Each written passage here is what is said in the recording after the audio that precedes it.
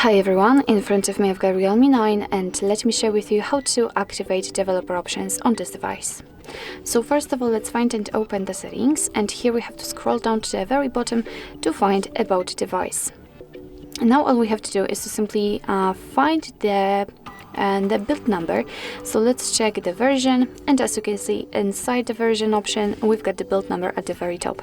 So basically all we have to do right now is to simply keep tapping on it until we will see that we are in the developer mode.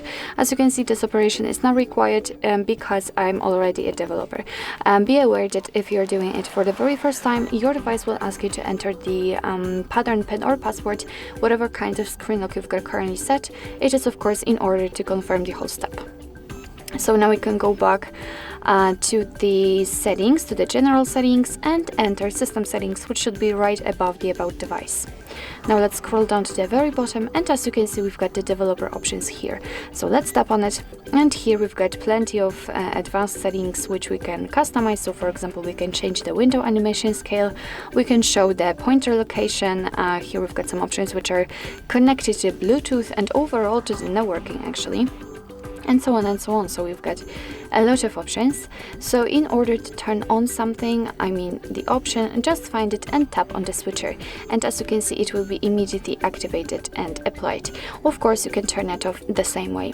So if you've got the options without the switcher, like for example here in the window animation scale, just tap on it in order to open much more advanced settings. So if you're done with customization of developer options, you can turn them off just by going to the very top of the list, and as you can see here we've got the switcher. So let's tap on it, and basically most of the options are inactive and they are actually not visible at all. And after getting back to the system settings, you can see that the developer options simply disappeared. But of course, no worries, you can customize them again. Just go back to the build number step and keep tapping. So actually this is it. This is how to enable developer options in your Realme 9.